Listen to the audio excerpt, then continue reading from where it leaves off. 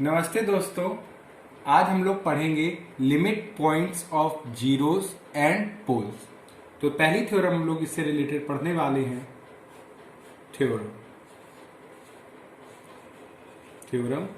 1, यानी कि इसमें हम लोग पढ़ेंगे कि अगर कोई फंक्शन हमारा एनालिटिक है किसी भी रीजन डी में, यानी कि इफ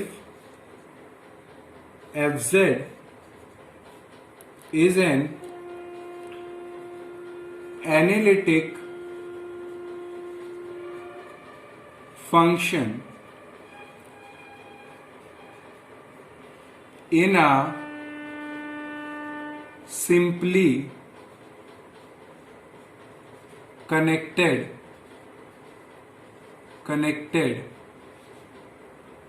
region D, यानी कि हमारा कोई एनालिटिक फंक्शन दिया हुआ है किसी सिंपली कनेक्टेड रीजन टी में। और अब आप देखिए कि जैसे कि अगर हमारा फंक्शन एफ जेड है और इसमें हम वैल्यू पुट कर रहे हैं a1 और फंक्शन हमारा 0 हो जा रहा है। अगर a2 वैल्यू पुट कर रहे हैं तो फंक्शन हमारा 0 हुआ जा रहा है। a3 वैल्यू पुट कर रहे हैं तो फंक्शन हमारा 0 हुआ जा रहा है। तो a1 a2 a3 ये हमारे क्या हुए? ये हमारे हुए जीरोस, यानी कि वो पॉइंट या वो वैल्यू अगर जब हम फंक्शन में पुट कर रहे हैं तो फंक्शन हमारा 0 हो रहा है। तो जैसे कि एफ जेड है तो उसका 0 हुआ a1 a2 a3, ऐसे बहुत सारे हो सकते हैं, a4 a5। अब मान लीजिए कि जो हमारा फंक्शन है इसके बहुत सारे जीरोज हैं, यानी कि बहुत सारे पॉइंट्स हैं जिनकी वैल्यू पुट करने पे फंक्शन हमारा 0 हो रहा है। तो एक हम लोग सीक्वेंस बना सकते हैं। वो सीक्वेंस मान लीजिए हमने बना लिया an, यानी कि a1 है a2 है, यानी कि वो सारे सीक्वेंस में वो सारे पॉइंट हैं जिनको अगर हम लोग फंक्शन में पुट कर रहे हैं तो फंक्शन की वैल्यू 0 हो रही है। तो इसी हिसाब से अगर हम लोग देखें कि अगर हमारा कोई एनालिटिक फंक्शन है किसी रीजन D में और a1 a2 a3 से चलते चलते हमारा एक सीक्वेंस है, अ सीक्वेंस किस चीज का? ऑफ जीरोस, यानी कि वो सारे ये सीक्वेंस है हमारा उन सारे पॉइंट्स का जिनको अगर फंक्शन में पुट कर रहे हैं तो फंक्शन की वैल्यू 0 हो रही है, यानी कि 0 हो रही है। तो यानी कि a1 a2 a3 एक सीक्वेंस बना लिया हमने, अ sequence of zeros of F Z. अब आप ये जानते हैं कि अगर कोई सीक्वेंस होता है तो उसमें एक चीज आती है, टर्म आता है लिमिट पॉइंट। लिमिट पॉइंट मतलब कि वो पॉइंट, जैसे मान लीजिए हमारा ये सीक्वेंस है an, इसका लिमिट पॉइंट है कुछ अल्फा, ठीक है। तो ये हमारा लिमिट पॉइंट कब कहलाएगा? यानी कि अगर इस अल्फा का जो नेबरहुड है इसमें सीक्वेंस के अगर इनफाइनाइट टर्म्स आ जाए, यानी कि बहुत सारे टर्म्स आ जाए सीक्वेंस के, यानी कि अगर वो पॉइंट जिसके नेबरहुड में सीक्वेंस के इनफाइनाइट टर्म्स आ जाएं तो वो पॉइंट हमारा कहलाता है लिमिट पॉइंट। क्या कहलाता है? Limit point. और लिमिट पॉइंट को निकालने का क्या तरीका है कि limit n tends to infinity an equal to 0, यानी कि जो सीक्वेंस का जनरल टर्म है वहां पे limit n tends to infinity कर देंगे तो हमें क्या मिल जाएगा? सीक्वेंस का लिमिट पॉइंट। और यहाँ पे सीक्वेंस का लिमिट पॉइंट है अल्फा, यानी कि अल्फा हमारा वो पॉइंट है जिसके नेबरहुड में सीक्वेंस के इनफाइनाइट टर्म्स हैं। तो हम लोग मान के चलते हैं इसी में कि a1 a2 a3 a sequence of zeros of F Z having, यानी कि हमारा a1 a2 एक सीक्वेंस है किस चीज का? जीरोस ऑफ एफ जेड, यानी कि वो पॉइंट जिनको फंक्शन में पुट करेंगे तो फंक्शन की वैल्यू 0 हो जाएगी, फंक्शनल वैल्यू 0 हो रही है। Having alpha as its limit point, limit point, यानी कि अल्फा हमारा ये जो सीक्वेंस है इसका लिमिट पॉइंट है अल्फा हमारा। तब दो कंडीशन हो सकती हैं। देन अब यहां से हम लोग जो वो दो कंडीशन क्या है उसको पढ़े, उससे पहले जरा हम लोग यहाँ पे बात करने हैं। तो मैं कहना चाह रहा हूं कि जैसे कि a1 a2 a3 ये वैल्यू पुट करने पे फंक्शन की वैल्यू 0 हो रही है, तो अगर हम फंक्शन में अल्फा की वैल्यू पुट कर दें तो वो भी 0 हो जानी चाहिए, क्योंकि है तो ये सीक्वेंस का पार्ट। अगर ये सीक्वेंस का ही टर्म हुआ तो इसमें अगर पुट करेंगे तो फंक्शन की वैल्यू 0 होनी चाहिए। और ये जो हमारा लिमिट पॉइंट है यानी कि अल्फा, यानी कि जो हमारा लिमिट पॉइंट है, लिमिट पॉइंट ये होना चाहिए 0 ऑफ एफजेड, 0 ऑफ एफजेड। मगर क्या ये होता होगा रियलिटी में? नहीं, ये गलत है, रॉन्ग। यानी कि z equal to alpha is not a 0 of fz। यानी कि जो लिमिट पॉइंट हुआ, यानी कि ये जो सीक्वेंस हुआ जीरोस ऑफ fz का, उसका अगर लिमिट पॉइंट है तो वो अगर आप कहें कि 0 होगा, यानी कि अगर वो लिमिट पॉइंट को अगर फंक्शन में हम लोग पुट कर रहे हैं और फंक्शन की वैल्यू 0 हो जाए, तो ऐसा नहीं होता है। यानी कि z equal to alpha is not a 0 of fz। यानी कि डेट इज, अगर हम अल्फा की वैल्यू सब्स्टिट्यूट करेंगे यानी कि पुट करेंगे फंक्शन में, तो ये 0 नहीं होगा। अब इसको हम लोग समझते हैं कि ये 0 क्यों नहीं होगा। यानी कि a1 हमारा 0 है, a2 हमारा 0 है, a3 हमारा 0 है, और सीक्वेंस के सारे टर्म्स हमारे जब पुट कर रहे हैं फंक्शन में 0 हो रहे हैं, तो लिमिट पॉइंट को पुट करने पे क्यों नहीं 0 हो रहा है। अब इसको समझते हैं। अब आप देखिए कि मान लीजिए लेट अस अज्यूम मान लिया कि हमने कि z इक्वल टू अल्फा हमारा 0 है fz का। Let us assume z equal to alpha is a 0 of fz। ये मान के चल रहे हैं आपकी, ठीक है, कि हमने मान लिया ये। डेट इज कि अगर हम वैल्यू पुट कर रहे हैं अल्फा इसमें, तो फंक्शन की वैल्यू 0 हो जाए। ठीक है, हमने मान लिया कि z इक्वल टू अल्फा हमारा 0 है फंक्शन का। तो ये जो z इक्वल टू अल्फा है, इसका नेबरहुड होगा। इसका एक हम लोग नेबरहुड लेते हैं, ठीक है। तो ये z इक्वल टू अल्फा का अगर आप नेबरहुड ध्यान से देखें तो z इक्वल टू अल्फा है क्या? हमारा लिमिट पॉइंट।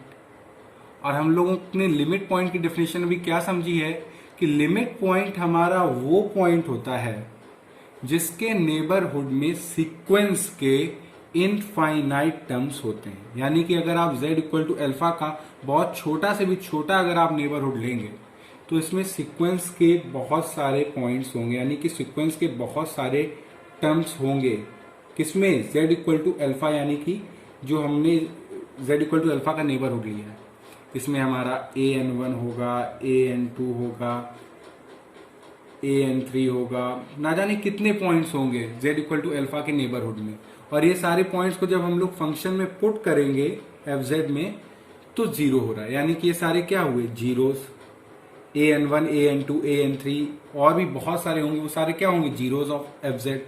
तो यानी कि जो z इक्वल टू अल्फा हुआ, यानी कि जो कि हम कह रहे हैं कि 0 है, तो ये हुआ हमारा नॉन आइसोलेटेड 0। यानी कि z equal to alpha is a non isolated 0 of fz।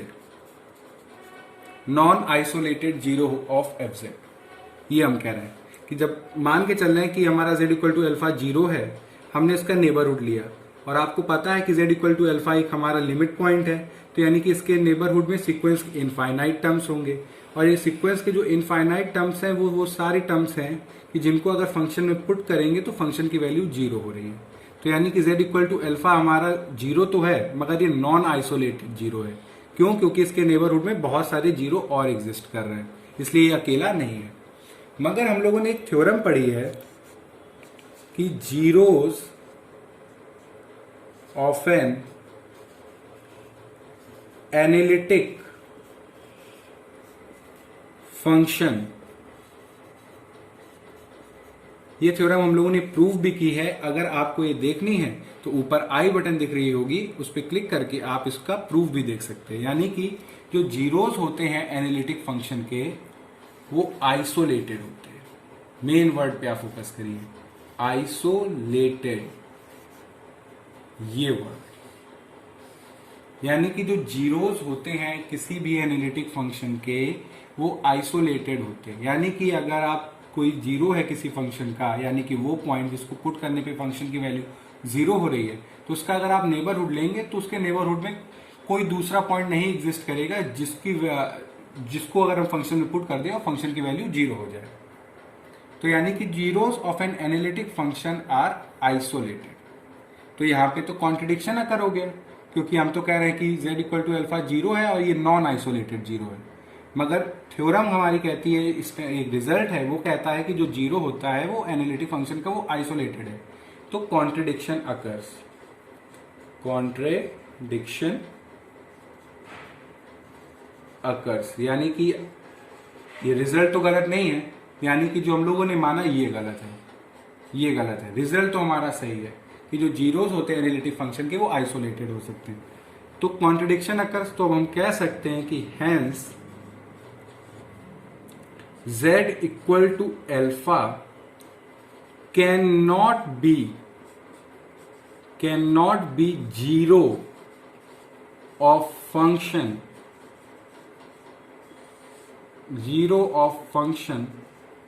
fz, यानी कि z इक्वल टू अल्फा हमारा जीरो होगा ही नहीं, अनलेस, बस एक ही शर्त पे भैया हो सकता है ये कि अनलेस फंक्शन fz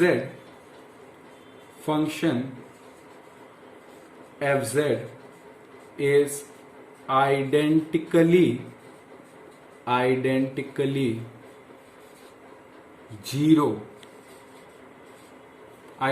जीरो ही हो जाए हमारा फंक्शन, यानी कि डेट इज fz हमारा ऐसे डिफाइंड है, यानी कि कोई भी वैल्यू पुट करे फंक्शन की वैल्यू हमेशा जीरो आने वाली, यानी कि z इक्वल टू अल्फा हमारा जीरो तो नहीं होने वाला है।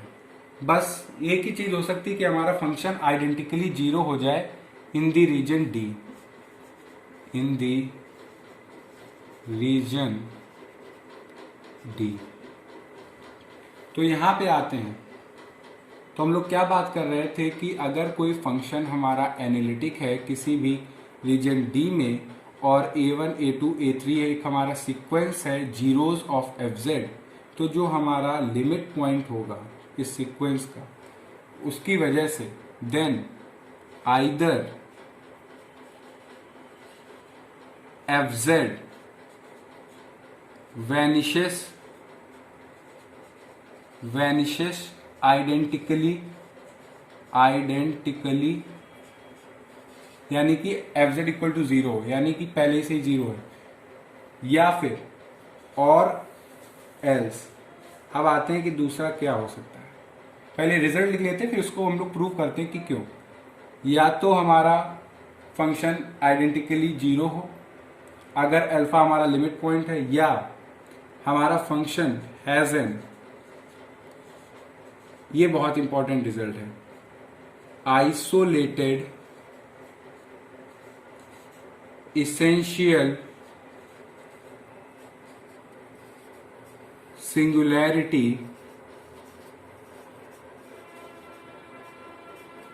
at z equal to alpha. ये जो है ये हमारा थ्योरम का सबसे इंपॉर्टेंट पार्ट है, यानी कि जो सीक्वेंस ऑफ जीरोस है इसका जो लिमिट पॉइंट है ये जीरो तो नहीं हो सकता है, ये हमारा होगा, यानी कि जो लिमिट पॉइंट होगा यानी कि अल्फा, ये होगा हमारे फंक्शन का आइसोलेटेड एसेंशियल सिंगुलैरिटी। अब वो कैसे है इसको अब हम लोग समझ लेंगे। तो फिर से आते हैं हम लोग, अब एक चीज तो क्लियर है कि F alpha can not be equal to zero, क्योंकि हम लोगों ने प्रूव किया है कि अल्फा हमारा जीरो नहीं है।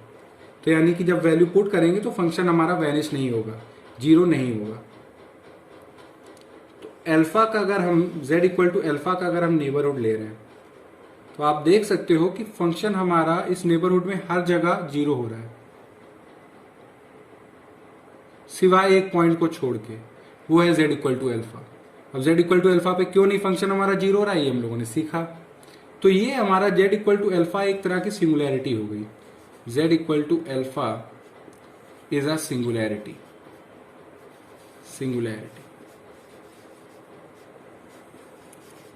अब ये आइसोलेटेड सिंगुलैरिटी कैसे हुई, अब इसको भी समझिए।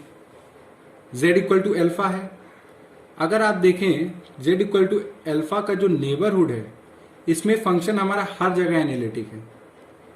फंक्शन हमारा हर जगह एनालिटिक है इन द सेंस कि अगर आप z इक्वल टू एल्फा का अगर आप नेबरहुड ले रहे हो, तो आप उस नेबरहुड में अगर कोई भी पॉइंट लोगे तो फंक्शन एक फाइनाइट वैल्यू दे रहा है, ठीक है, एनालिटिक है। यानी कि इसके नेबरहुड में कोई और दूसरा पॉइंट नहीं एग्जिस्ट कर रहा है जिसको अगर पुट करेंगे तो फंक्शन हमारा एनालिटिक ना हो। इसलिए ये हमारा जो z इक्वल टू एल्फा है, इसके नेबरहुड में सिर्फ z इक्वल टू एल्फा ही एक पॉइंट है जहां पे हमारी सिंगुलैरिटी है, बाकी हर जगह फंक्शन हमारा एनालिटिक है। इसलिए हम कह सकते हैं कि z equal to alpha is a isolated essential singularity।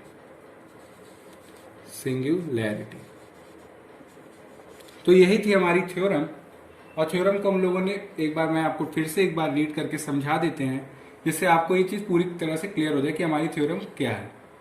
कहने का मतलब ये कि अगर कोई एनालिटिक फंक्शन है किसी भी रीजन डी में, और हमारे जो फंक्शन के जीरोज हैं, यानी कि वो पॉइंट जिनको पुट करने पे फंक्शन जीरो हो रहा है, अगर ऐसे बहुत सारे पॉइंट हैं, तो उसका जो सीक्वेंस होगा, तो उस सीक्वेंस का जो लिमिट पॉइंट होगा, यानी कि मान लीजिए वो अल्फा हुआ, तो वो अल्फा हमारा एक सिंगुलैरिटी होगी, और वो होगी isolated essential singularity.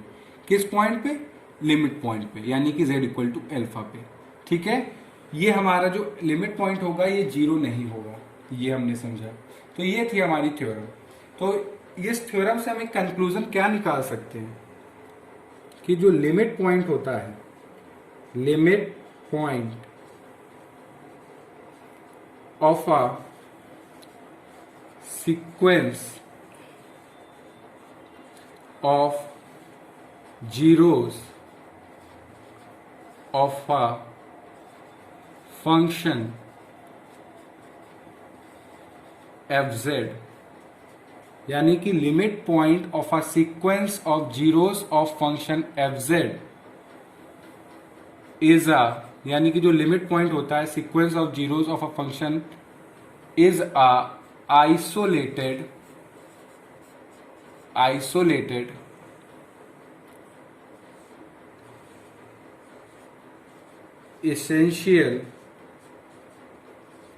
essential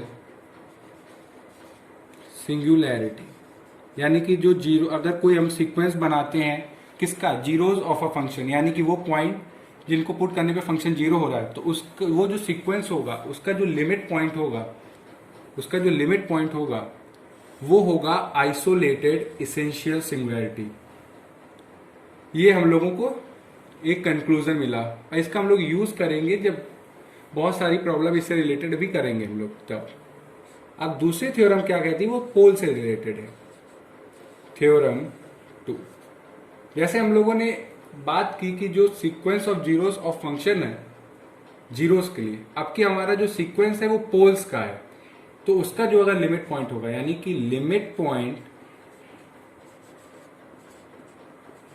of a sequence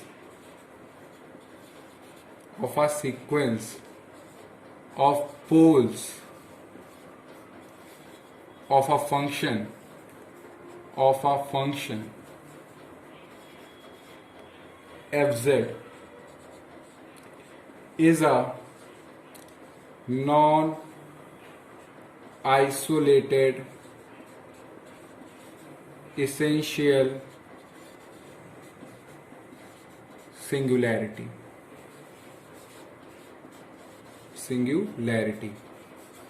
यानी कि जो लिमिट पॉइंट होता है, अगर आपकी सीक्वेंस, पिछली बार सीक्वेंस हमारा जीरोस का था, अब की हमारा सीक्वेंस उन पॉइंट्स का है जिनको अगर फंक्शन में पुट कर रहे हैं, फंक्शन एफजेड में अगर हम पुट कर रहे हैं, तो फंक्शन हमारा एनालिटिक नहीं है, इनफाइनाइट हो रहा है, अनडिफाइंड हो रहा है। तो ऐसे पॉइंट्स का जो सीक्वेंस होगा, उसका जो लिमिट पॉइंट होगा, वो कहलाएगा हमारा नॉन आइसोलेटेड एसेंशियल सिंगुलैरिटी। अब ये कैसे कहला रहा है, इसको भी हम लोग समझते हैं। अब मान लीजिए जैसे कि हमारे पास फिर से पॉइंट है फंक्शन में fa1, उसको पुट करने पे फंक्शन हमारा अनडिफाइंड हो रहा है यानी कि इनफाइनाइट हो रहा है। ऐसे बहुत सारे पॉइंट हैं, fa2 पुट करने पे, fa3 पुट करने पे और बहुत सारे। तो a1, a2, a3 ये हमारे क्या हुए, ये हुए हमारे आर पोल्स ऑफ fz। तो इसका जो सीक्वेंस है, मान लीजिए an हमने लिया, a1, a2, a3 ऐसे सीक्वेंस है। तो इस सीक्वेंस यानी कि सीक्वेंस किसका है, पोल्स का है, यानी कि वो पॉइंट जिनको अगर फंक्शन में पुट कर रहे हैं तो फंक्शन हमारा इनफाइनाइट हो रहा है, एनालिटिक नहीं हो रहा है। तो इसका जो लिमिट पॉइंट होगा, मान लीजिए इसका लिमिट पॉइंट अल्फा फिर से हमने लिया, यानी कि वो पॉइंट जिसके नेबरहुड में सीक्वेंस के अगर इनफाइनाइट टर्म्स आ जाएं तो ऐसे पॉइंट्स हमारे कहलाते हैं लिमिट पॉइंट। तो यहाँ पे ये जो सीक्वेंस है इसका लिमिट पॉइंट आया alpha, z equal to alpha, limit point.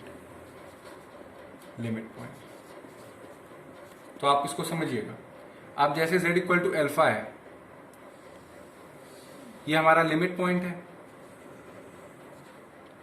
तो इसका जो नेबरहुड है इसमें सीक्वेंस के बहुत सारे टर्म्स होंगे और ये सारे टर्म्स पे हमारा फंक्शन क्या है, अनडिफाइंड, इनफाइनाइट है, यानी कि फंक्शन हमारा एनालिटिक नहीं है। तो ऑब्वियसली बात यह है कि z इक्वल टू अल्फा पे भी हमारा फंक्शन डिफाइंड नहीं होगा, एनालिटिक नहीं होगा। तो z इक्वल टू अल्फा हमारा एक तरह की सिंगुलैरिटी हुई, इज अ सिंगुलैरिटी,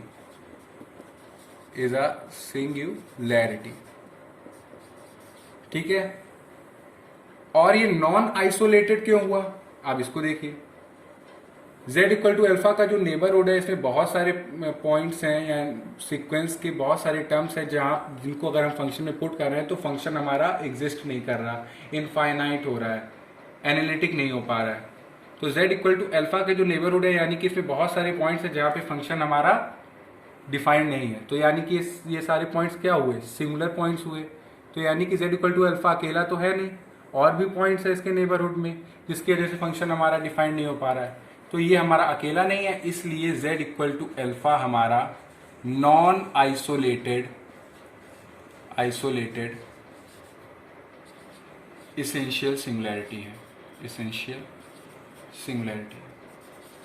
बेसिकली मेरा मोटो जो था वो तो ये था कि सीधे मैं आपको ये दोनों रिजल्ट लिखा के एग्जाम्पल सॉल्व करा देता, मगर मेरा दिल नहीं मान रहा था। तो मैंने सोचा कि आपको इसको डिटेल्ड वे में बताएं, जिससे कि जब नेक्स्ट क्लास में अगर हम लोग ये रिजल्ट को लिख के डायरेक्ट जब सॉल्व करें तो आपके अंदर एक कंफ्यूजन ना हो कि लिमिट पॉइंट हमारा 0 का जो होता है वो आइसोलेटेड इसेंशियल सिंगुलैरिटी क्यों है, और जो लिमिट पॉइंट जो हमारा पोल का होता है वो नॉन आइसोलेटेड इसेंशियल सिंगुलैरिटी क्यों है। तो अब नेक्स्ट वीडियो में मैं सीधे रिजल्ट ये लिखूंगा और फिर हम लोग एग्जाम्पल करेंगे, तो आपके अंदर कोई भी डाउट ना रहे। अगर इसमें भी अगर आपको कहीं कोई डाउट हो तो आप कमेंट सेक्शन में लिख के बताइए। Thank you.